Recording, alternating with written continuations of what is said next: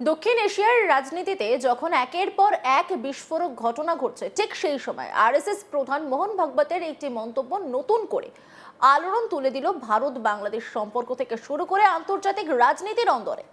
মুম্বাইয়ে আরএসএস এর শতবর্ষ উপলক্ষে আয়োজিত এক বক্তৃতা সভা থেকে দেওয়া তার বক্তব্য শুধু ভারতের অভ্যন্তরীণ রাজনীতিতেই নয়, সরাসরি প্রভাব ফেলেছে সংখ্যালঘু নির্যাতনে জর্জরিত বাংলাদেশে।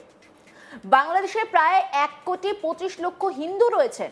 যদি তারা সেখান থেকে নিজেদের অধিকারের জন্য লড়াই করার সিদ্ধান্ত নেন, তাহলে বিশ্বজুড়ে থাকা সমস্ত হিন্দু তাদের পাশে দাঁড়াবে। এই একটি বাক্যই বদলে দিয়েছে আলোচনার সুর।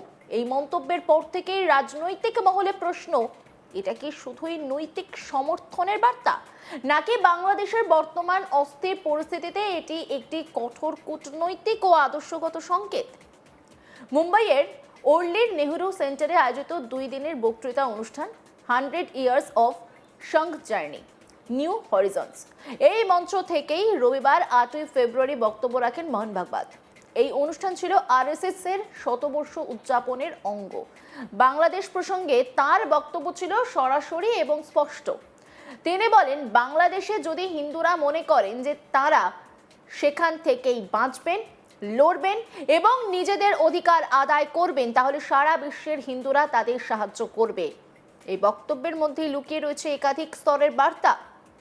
একদিকে সংখ্যালঘু হিন্দুদের মনোবল বাড়ানো, অন্যদিকে আন্তর্জাতিক মহলের দৃষ্টি আকর্ষণ। মুম্বাইয়ের অনুষ্ঠানে মোহন ভাগবত বলেন, বাংলাদেশে যে ঘটনাটি ঘটেছে, বাংলাদেশে এখনো 1,25,00,000 হিন্দু আছেন। যদি তারা একত্রিত হন, তবে তারা সেখানকার রাজনৈতিক ব্যবস্থাকে নিজেদের সুবিধার জন্য, নিজেদের নিরাপত্তার জন্য ব্যবহার করতে পারেন। কিন্তু তার জন্য তাদের একত্রিত হতে হবে। সৌভাগ্যবশত এবার তারা সিদ্ধান্ত নিয়েছেন যে তারা পালিয়ে যাবেন না, তারা যেখানেই থাকবেন এবং লড়াই করবেন, সেখান থেকেই তারা লড়াই করবেন। এখন যদি তারা লড়াই করতে চান, তবে ঐক্য অপরিহার্য হবে। তারা যত তাড়াতাড়ি একত্রিত হবেন, ততই মঙ্গল। বাংলাদেশের বর্তমানে যে সংখ্যক হিন্দু আছেন, তা দিয়ে তারা তাদের পরিস্থিতির উল্লেখযোগ্য উন্নতি করতে পারেন। এটি অর্জনে আমরা এখানে আমাদের সীমাবদ্ধতার মধ্যে থেকে এবং বিশ্বের অন্যান্য প্রান্তে থাকা হিন্দুরা নিজ নিজ অবস্থানে থেকে তাদের জন্য সম্ভাব্য সবকিছু করব। আমি আপনাদের এই নিশ্চয়তা দিতে পারি। মোহন ভাগবত কি বার্তা দিয়েছেন শুনবো। ये मध्यवर्ती सुरक्षा बल वगैरह उपयोगी हो सकता है, लेकिन अगर समाज में वो बात नहीं है तो वो उपयोगी नहीं होगा। समाज की सुरक्षा, समाज की तैयारी, ये सबसे बड़ी आवश्यक बात है। बांग्लादेश में जो घटना हुई, बांग्लादेश में अब भी 1.25 करोड़ हिंदू है। अगर एक हो जाते हैं तो वहां की राजनीति का उपयोग अपने भलाई के लिए कर सकते हैं, अपनी सुरक्षा के लिए कर सकते हैं, लेकिन एक होना पड़ेगा। सौभाग्य है, इस बार उन्होंने तय किया कि हम भागेंगे नहीं, हम वहीं रहेंगे और लड़ेंगे। ये तो तय किया। अब लड़ेंगे तो फिर उनको एक होना आवश्यक रहेगा। वो जितना जल्दी हो जाएंगे, बांग्लादेश में आज जितनी भी संख्या है उसके साथ वो अपनी स्थिति को बहुत अच्छा और बना सकते हैं। ऐसा बनने में हम अपनी मर्यादा में यहां रहकर जो कुछ कर सकते हैं, या दुनिया भर के हिंदू अपने अपने जगह पर जो कुछ कर सकते हैं, वो सब उनके लिए होगा। इतनी गारंटी मैं दे सकता हूं। लेकिन पहले समाज का बल खड़ा होना चाहिए वहां की। तो ये जहां है वहां ऐसे बल की आवश्यकता नहीं होती, और ये जहां नहीं है वहां ऐसा बल होने पर भी उपयोग नहीं होता। अपने देश में पहले से ही बहुत सारे बल है, अभी सबके नाम याद करना भी एकदम कठिन हो जाता है। तो इसलिए वो करने के बजाय समाज में सजगता, समाज में सुरक्षा की तैयारी, छोटी छोटी बातें हैं। मैं बताता नहीं डिटेल, जानकार लोग जानते हैं, वो सिखा भी सकते हैं आपको। सिविल डिफेंस का कोर्स भी चलता है। ये सब अगर ठीक रहे और हम में थोड़ा ये रहे, मलाकायत ऐसे, ऐसा नहीं मुझे क्या पड़ी है, ऐसा नहीं भाई, जो कुछ होता है मुझे भी पड़ी है, क्योंकि मुझ पर पड़ने वाली है, मैंने देखा नहीं। तो ये ध्यान में रखकर, सजग रहकर, सक्रिय रहकर समाज चले तैयारी के साथ, तो ये सब ठीक हम कर सकते हैं और किसी बल की आवश्यकता मुझे नहीं लगती। बाकी जनसंख्या के बारे में मैंने बताया 3 कारण है प्रायोरिटी से, मतांतरण, घुसपैठ और फिर बर्थ रेट। सरकार विफल है वगैरह ऐसा सरकार ने प्रयास ही अब तक नहीं किया था। 3-4 वर्ष पहले तक कोई विशेष प्रयास हुआ नहीं था। 3-4 वर्षों से प्रयास चल रहे और धीरे धीरे वो आगे बढ़ रहे, तो वो विफल नहीं होंगे ऐसा हमको लगता है। हम लेकिन कोऑपरेटिव रहे तो सब ठीक होगा। अब आप 247 में भारत विभाजन का डर पालने के बजाय 247 के में अखंड भारत के उदय की कल्पना करो।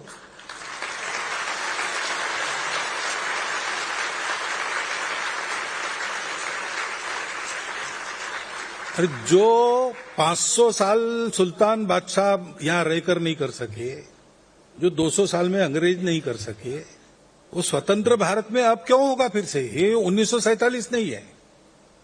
अब हम बहुत आगे बढ़ गए हैं। अब भारत को तोड़ने वाले टूट जाएंगे, भारत जुड़ जाएगा। ये होगा और ये हम करके रहेंगे। ये संकल्प आप मन में मजबूत बनाओ। तो कुछ ये जो सपने देख रहे, दुस्वप्न देख रहे हैं, उनके मंसूबे कभी सफल नहीं होंगे। हम सब लोग हैं, हम ये उन्हें नहीं देंगे, ऐसा सोचना। কেন বাংলাদেশ প্রসঙ্গ এত গুরুত্বপূর্ণ? এটা জানতে গেলে বাংলাদেশের বর্তমান পরিস্থিতি বোঝা জরুরি। 2024 সালের অগস্ট মাসে প্রাক্তন প্রধানমন্ত্রী হাসিনার ক্ষমতাচ্যুতি, তথাকথিত জুলাই অভ্যুত্থান এবং তার পরবর্তী অন্তর্বর্তী শাসন, এই সব মিলিয়ে দেশটি কার্যত অগ্নিগর্ভ। এই অস্থিরতার মধ্যেই সবচেয়ে বেশি আক্রান্ত হয়েছে সংখ্যালঘুরা, বিশেষ করে হিন্দু সম্প্রদায়। গত কয়েক মাসে বাংলাদেশে হিন্দুদের বাড়ি ও দোকানে হামলা, মন্দির ভাঙচুর, ব্যবসায়ী ও শ্রমিককে জানে শেষ করে দেওয়া, ছাত্রদের উপর আক্রমণ, এইসব অভিযোগ সামনে এসেছে। বহু ক্ষেত্রে এই হামলাগুলি ঘটেছে বিক্ষোভের আড়ালে, সংগঠিত হামলা হিসেবে। বিশেষ করে ভারত বিরোধী উগ্রপন্থী ছাত্রনেতা শরীফ ওসমান হাদির মৃত্যুর পর পরিস্থিতি আরো ভয়াবহ আকার নেয়। ভগবতের বক্তব্যের শব্দচয়ন খুবই হিসেব করে করা। তিনি বলেননি যুদ্ধ, তিনি বলেননি বিদ্রোহ, তিনি বলেছেন stay and fight for their rights, অর্থাৎ নিজেদের অধিকারের জন্য সেখানে থেকেই লড়াই। এই কথার মধ্যে দিয়ে তিনি দুটো বিষয় স্পষ্ট করেছেন। দেশ ছাড়ার লড়াইয়ের কথা, অর্থাৎ হিন্দুদের দেশত্যাগ নয় বরং অধিকার আদায়ের আহ্বান, কোনো রাষ্ট্রীয় হস্তক্ষেপের কথা নয় বরং একটি বৈশ্বিক জনমত গঠনের বার্তা। এই কারণেই তার বক্তব্য কেবল ধর্মীয় নয় বরং ভূ রাজনৈতিক গুরুত্ব বহন করে। কি বলেছেন তিনি, শুনুন। ये मध्यवर्ती सुरक्षा बल वगैरह उपयोगी हो सकता है, लेकिन अगर समाज में वो बात नहीं है तो वो उपयोगी नहीं होगा। समाज की सुरक्षा, समाज की तैयारी,